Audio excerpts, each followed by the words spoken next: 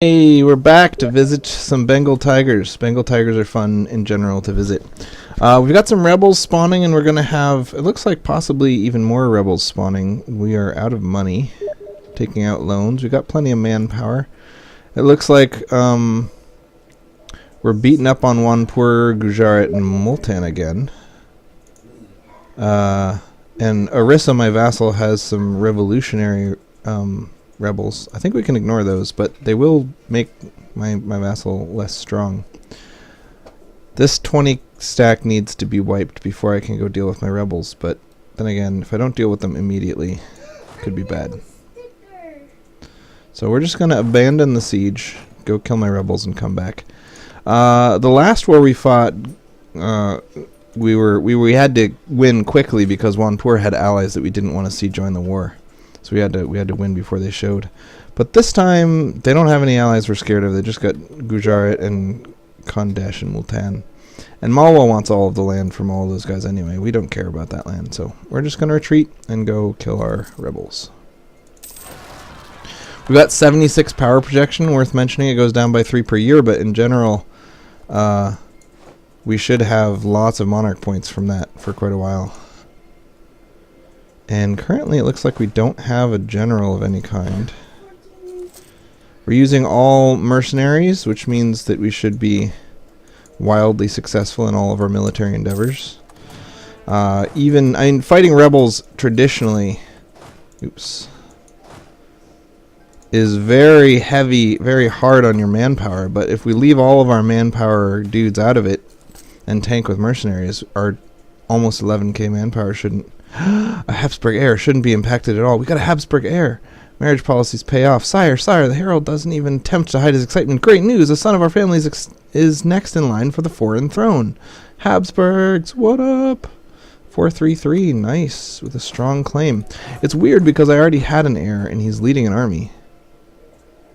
So I guess, I think Sunni, which is what I am, countries can have multiple heirs.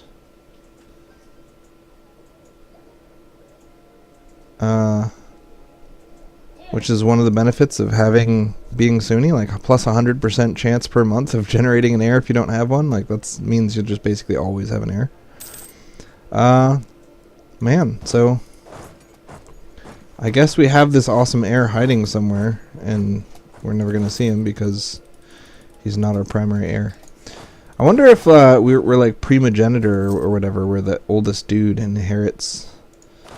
It's weird that we have multiple heirs, but we can't see the other ones. You'd think if we have other heirs, we'd be able to see them. Pew pew. Alright. All the rebels are mocked up. The next rebel invasion is at 80% on the way to happening. It looks like we got one stability.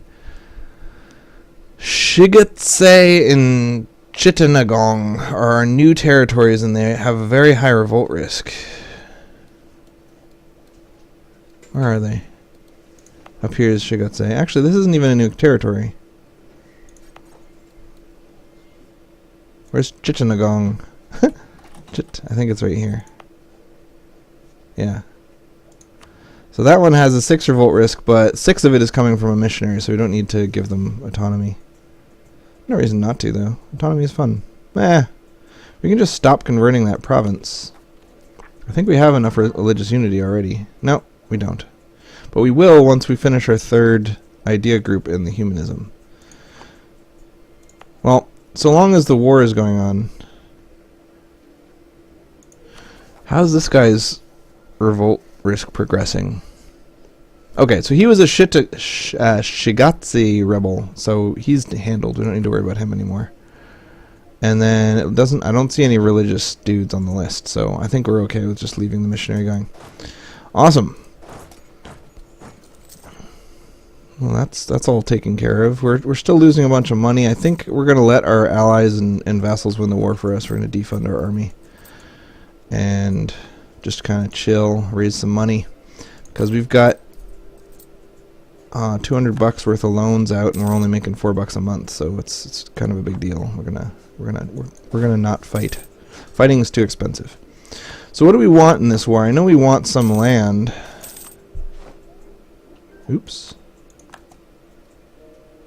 So typically the Jackals Vultures thing only fires if you have rebels, and so I guess they're counting these guys as active rebels, which means that I'm going to get events that give me more revolt risk because people see that I'm not killing those rebels, so they're like, we might as well revolt too. So I got 2 groups of rebels in my vassal territory or march territory or whatever. I guess I need to take care of them. I didn't think I did, but I guess I do. Fully funded mercenary army that needs replenishment is expensive. It's like 30. We're losing like 30 ducats a month for just a sec. Alright, there we go. And looks like we got a new sultan, a 430. That wasn't even the guy on the list. Like, we had a 055, we were warned about a 334, and we got a completely different heir. I'm not going to worry too much about it. But having multiple heirs and then having the game only show you one of them is very confusing. Because you always get someone different than you expected, and you can't see who's on the list and who's going to inherit and stuff. It might even be that there's like a percentage chance for certain dudes to inherit, so the game doesn't even know who's going to inherit, let alone you. Some more military prowess for me, baby. Unlocked some new units. I hate getting new infantry because it means we need to fire and hire back all of our mercenaries.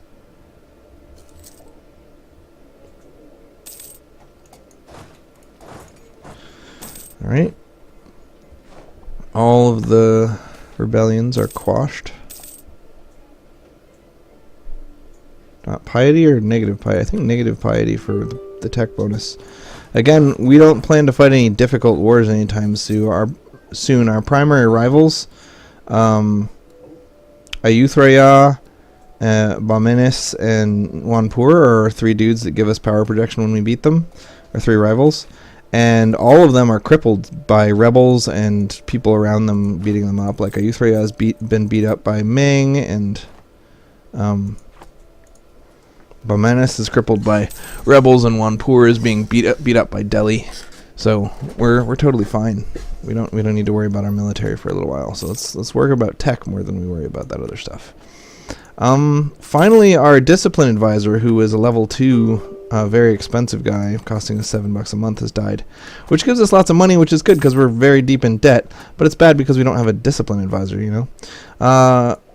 Looks like Gujarat, this guy in the south that we don't care at all about, is willing to give us a tiny bit of money.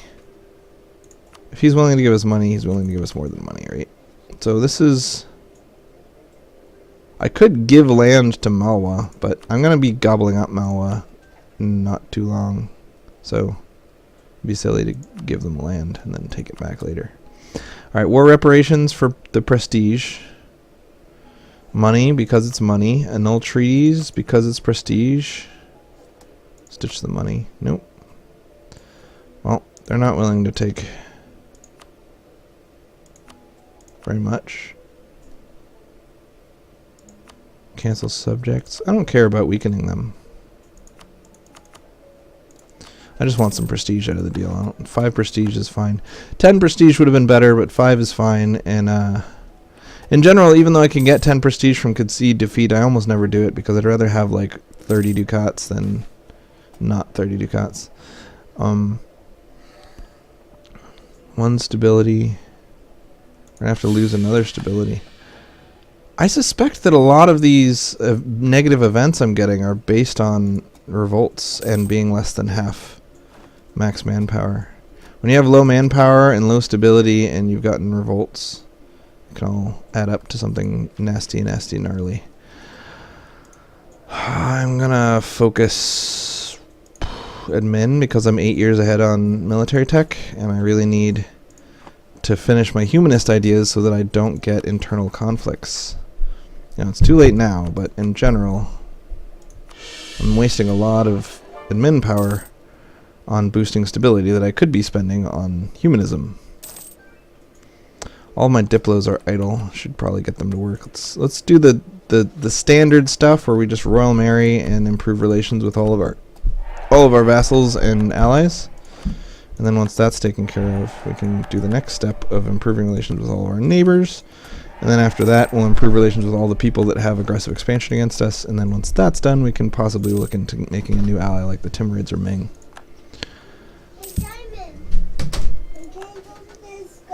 So, we've got 3 marchies. We want them all to be very happy with us. We should go for a Multan peace deal, I think. They'll probably take white peace sometime soon. They'll probably offer it. We don't need to ask. Alright. There's our +1 stability, canceling the disaster of internal turmoil, which would have happened if we couldn't afford to up our stability. And it looks like these Gulkondan nationalists are in our land, but if we give them money, they might leave us alone. Let's see. Yep. Because we actually want them to succeed, so killing them would not be in our best interest. We just don't want them to siege up Garkand. But it looks like they're not going to cancel the siege of Garkand, even though they're friendly to us. I guess they're friendly to us, but not our vassals. Alright, so Orissa's maxed out at 100 relations. Garkand is maxed out at 100 relations. Next we'll get Ava up to 100. They're at 93. And then we'll go for Malwa, and then we will go for all of our neighbors, except for our rivals. All of our non-rival neighbors. Why would we want to royal marry Golconda? Oh, it's because it's a new nation that just formed. And they want us to vassalize them? No, they don't want us to vassalize them. Well, look, if you don't want me to vassalize you... I think we're allied to them because we were supporting them when they succeeded in their revolt. And I don't want to royal marry them for sure. I think I want to break the alliance and kill them, actually. I'm going to call them to arms. They're going to say no. That will break the alliance. And then I will fabricate claims on them. I can't fabricate claims on them. But because they refused my call to arms, I can attack them.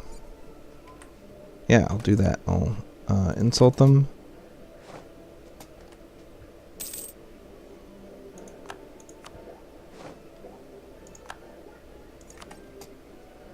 They really like us, even though we insulted them, warned them. We're a different religion, we have a CB, but because it was us who gave them the money they needed to get their independence, they're like, we love you anyway, bro. We need to lose 11.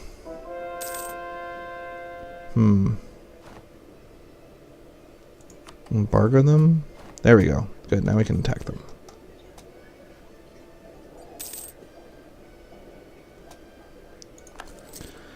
So prestige is always good. Declaring war. Prestige is very much morale for your army, which is fun. And it also makes your mercenaries cheaper, which is fun. We're going to be rehiring our mercenaries pretty soon, so it'd be nice to get to 100 prestige before we start that. And now we can declare war on those dudes.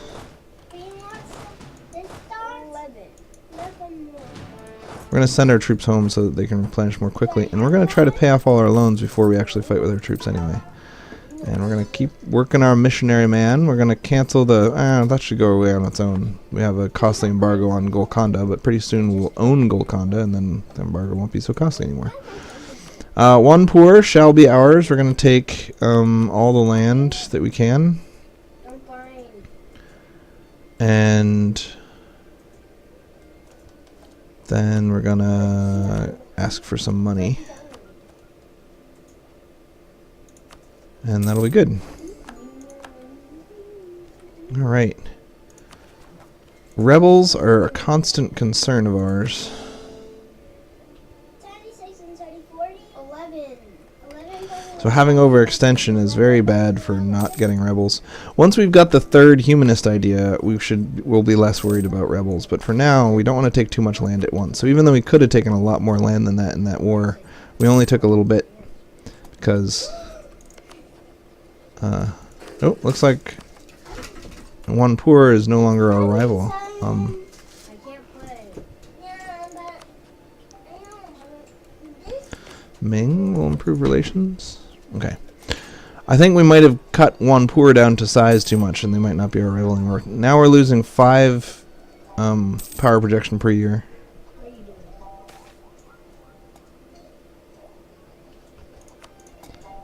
But for now, anyway, we're pretty rich on the power projection front, making tons of monarch points and getting tons of trade power and morale of armies and fort defense and yearly legitimacy and leaders without upkeep. Lots of cool stuff. So as soon as our truces expire with Ayutthaya and Bamanas, looks like Ayutthaya's truce is already up. Maybe we'll attack them again right now. No, once we're done fabricating claims. We have 1 claim on them down low. I'd like to finish the Golconda war first because we need to claim a 3rd rival, or else we'll lose power projection from not having a 3rd rival. Now that we've paid off our loans, it's time to sack all our mercs, because we can build a new type of merc, so we might as well sack the ones we have. And then replenish our troops. Whoop. Reduce inflation twice because we can. We have gold mines. We were born with gold mines. We'll die with gold mines. We always have gold mines. When you have gold mines, you have 2 choices. You can dedicate, like, I don't know, like 5,000 admin points over the course of the game to reducing inflation manually, or you can go for the economic idea, which reduces inflation that way. Or you can, and on top of that, you can build certain buildings that reduce inflation and get certain advisors that reduce inflation, but neither the buildings nor the advisors are actually very good at reducing inflation, so it's not really, I don't bother. I'll take that advisor if he comes up, but what can I do? He's not up, so fine. Alright, so our fully funded army is good to go. Let's get some mercs and go fight things, right?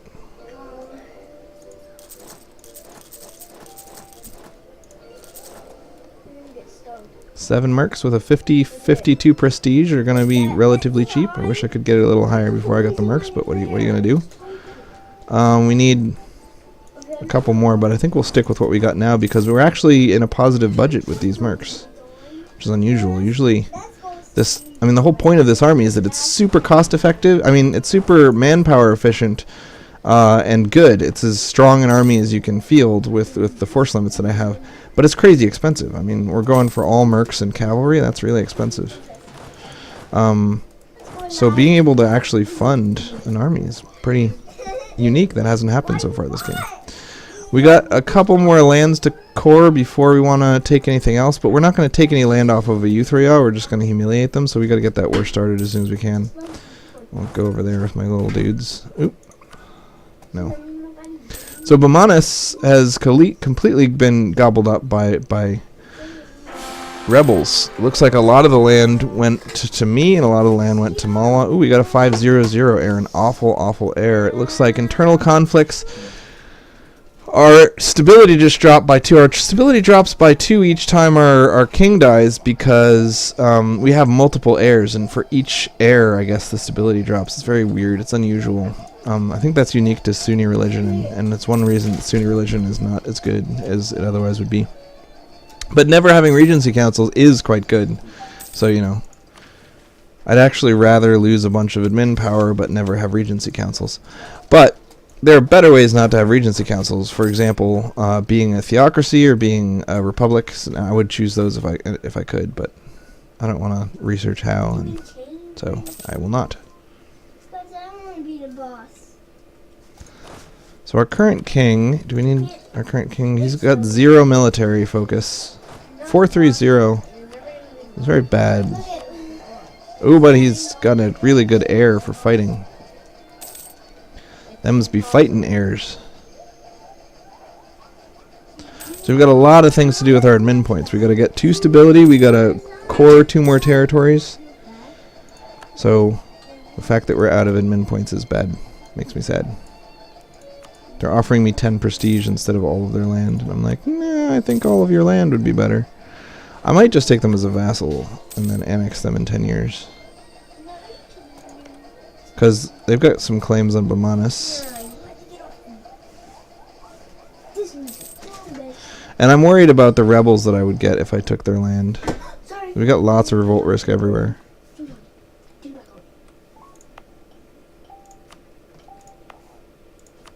I'm increasing autonomy in all of the new lands that we got from Jharkhand. I basically use autonomy as a revolt risk thing. Like, I basically only increase it. I never reduce autonomy. I'd rather just not have to worry about revolts. I don't care if I get less money for 20 years. It's no big deal. Oh, we lost 25 prestige and our amazing 4-shock general heir. But we immediately got an 11-year-old 403 heir who lives in Ava? He lives somewhere? I didn't even know heirs could live anywhere. Alright, so I could pay a ton of Diplo points, which I don't care about, or I could pay a ton of revolt risk and admin points. I'm scared of the revolt risk, and I need the admin points for other stuff, so I'm going to go, obviously, for this. Vassalize them. This will cost me 10 years times 12 months is 120 Diplo just in waiting to be annexed, and then another, 200 or so to annex them. But that's okay. It's fine. So next we're going to improve relations with various neighbors while improving relations with our new vassal and royal marrying them as well. I'm fully funding my army right now, so I should move them over and start fighting Ayutthaya. I'm a little worried about this revolt risk. We've got a rebel faction coming in 70. So he's worried about Gorkanpur, Varnasia, and Tirhut. We should probably put our army there and fight to keep those guys happy. So where's Gorkanpur?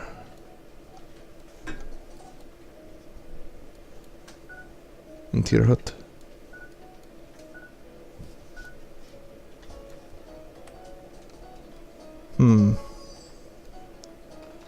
I don't see those lands.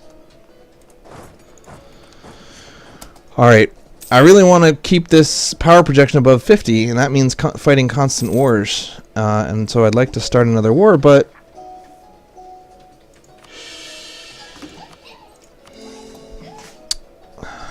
I'm about to get revolts, so it'd be dumb to start a war and then fight revolts. So I'll wait for the revolts, and then I'll start the war.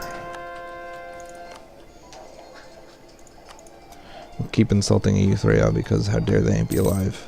Punks. And we'll improve relations with Gorkand. I should have given all of this land to Orissa. I didn't think of it at the time. Because Orissa is they've got a strong military tradition. They're military tech 9, just like me. Whereas my other vassals are tech 6, tech 7. So Orissa is my best vassal, and I'd like to give him all of the lands that I can get in the south. I wonder if I should annex some of these dudes, just revoke their march status and annex them, like especially Jharkhand. He's kind of useless. He's got a bunch of poor lands, revolt every once in a while, and he's very low military tech. He's not good at fighting.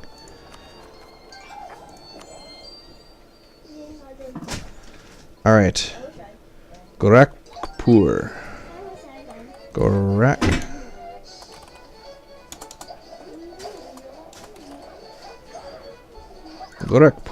There he is.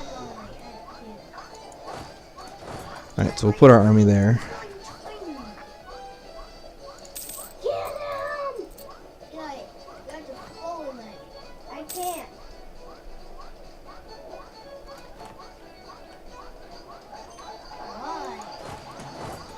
Split my army in half, put some people in charge of it. I think we can afford 2 leaders because of our awesome power projection.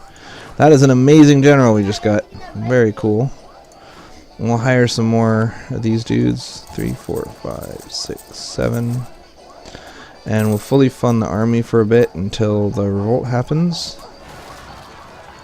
Ooh, good timing. It looks like the revolt only happened where I didn't have troops because I don't know why. But that's great. And I can fully fund an army as long as it doesn't need reinforcement. Of max size and max compositional awesomeness. Except no cannons. I'd love to have cannons, but what can you do? Good. I'm liking this economic situation. We're making 8.86 from trade now. Power projection is really good for trade. Malwa wants to be my buddy, and I want to be his buddy. So good times. We got to improve relations with Malwa. I didn't realize it had dropped off so much. Who's this Karnak person? Some neighbor that we didn't... We sent our diplomat there so that we wouldn't have to think about our diplomat. We didn't actually want to do anything. Alright, so it's time to take a third rival. We'll go for Delhi. Delhi's getting too big for his britches. And he's allied to Bamanas, who we're going to beat up anyway. Bamanas is also our ally. So a joint war against both Bamanas and Delhi would be awesome right now. We need one more stability. I'd like to finish coring this lower Doab before I get my next stability point, but I guess it's time to fight a Yuthroya. I didn't check who he was allied with before declaring, which in an Iron Man game is risky, but so far I'm not worried about anyone. I even recently checked how strong I am compared to Ming and found that I think I could win a war against Ming. So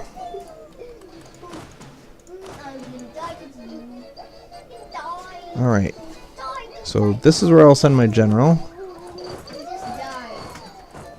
And then I'll put all of my little armies around my general. Slow down the game just enough so that I don't die. Ships all died, but there were only 2 of them, so no big deal. I could have beaten him even without my whole army there, but with my whole army it's not even close. Now I'll just spread out, quickly humiliate this dude, and then fight Bamanas.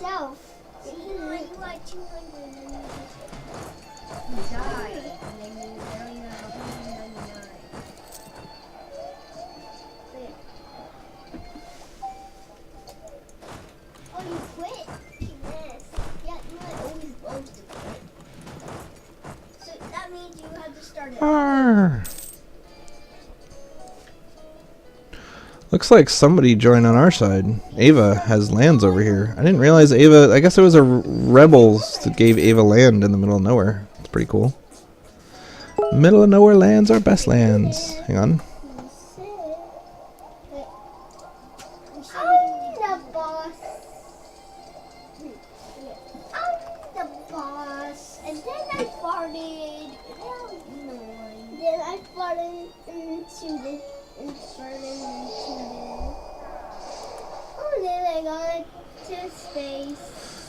Alright, you stay home during a war with me. Guys, stop! Stop! Stop!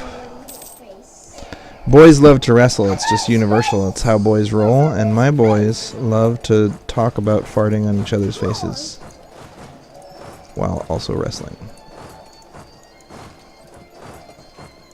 Please attach to me because all I have is horses, and horses aren't good at fighting without someone attached to them. Easy victory. So we're way ahead on military tech. We've got a 0 military king, and we stopped focusing military. So pretty soon we'll be behind on military tech. But for now we're ahead, and that means lots of easy wars.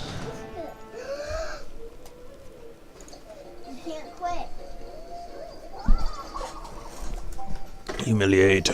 I will humiliate you. So the cool thing about humiliate is it gives you something to do when you'd otherwise have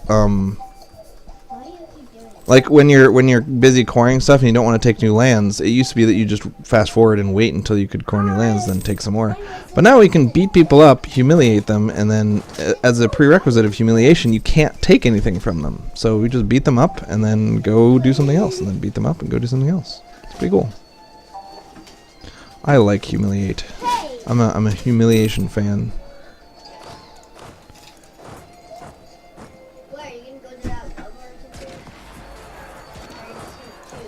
Makes me feel like I can constantly be fighting, whereas before I could only fight them as fast as I could expand.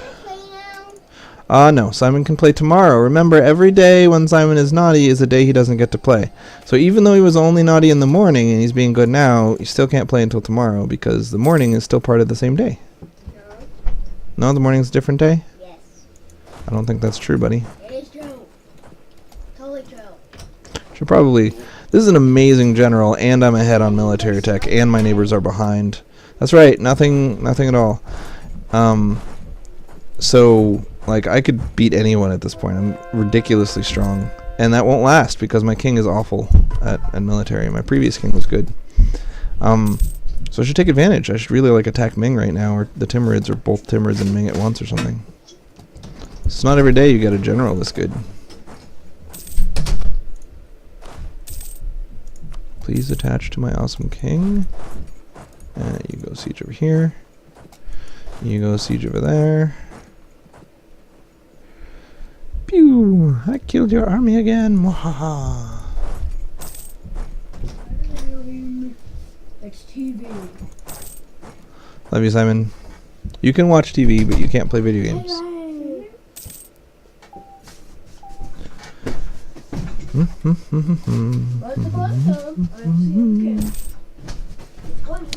So no rebel factions are getting too close, so that's good. Pure cavalry army coming over here with an awesome general against a 1 shock general. 5-1, but still. 5 shock general against 1 shock general, that's plus 80% chance to win right there, and then pure cavalry means plus 25% chance, and then minus 50% because of the penalty for not having enough infantry with me. So overall, just complete crush, and obviously I had more troops than him, so even more complete crush. So we will humiliate and do nothing else, because anything else we add to the peace deal means it'll take longer before we can humiliate him again. We want to humiliate him as often as possible just to keep our power projection up. So come on, baby. Get humiliated. You can do it. You can do it, bro. What is that movie? What's this movie? I'm not actually watching a movie. I'm playing a game. I don't know what movie she's watching. Ooh, the reason that we didn't have any rebel factions close to rebelling is because they already did, and I didn't notice. So that's not good. Get over there. Alright, next we're going to declare war on Bamanas. We're intending to humiliate both Bamanas and Delhi. So we want to fight these rebels first, but then we'll humiliate Bamanas and Delhi. 87 power projection. We should get up to 100 after this next humiliation war. And then we'll take some territory off Wanpur and maybe Ming, because we share a border with Ming, and maybe Tibet. I think Ming and Tibet are allied. Finally, we have religious unity. We're gonna get even more religious unity in a sec. Currently have a military strength advisor, so it's funny that we're about to have 70% religious unity. A 70% bonus to religious unity, which we already had at 67% naturally. We're going to be the most religiously unified nation in the world. It's crazy. Once we've unlocked level 2 barks, I will replace my navy, but for now I'm just going to go with no navy. I feel like navies are nonsense. So look how much land this guy has, and he's using it to provide 3, maybe 5 troops. I feel like I should just... That costs stability, though. I should really just give him some higher base tax lands. I think from now on I'm not going to royal marry anyone, because the whole point of royal marriages is to make babies. And as a Sunni, we have a harem, so we don't need royal marriages to make babies. We just get free babies. They come from the abyss and drink our soda. So I might be done with royal marriages. I suspect it's time to make a couple of Colvarian. I'm gonna make 1 anyway. It's gonna put me over my force limits, but I'm okay with it. And let's improve trade power. Just picking at random because it doesn't last for long enough for me to want to delay the game to think about 1 province.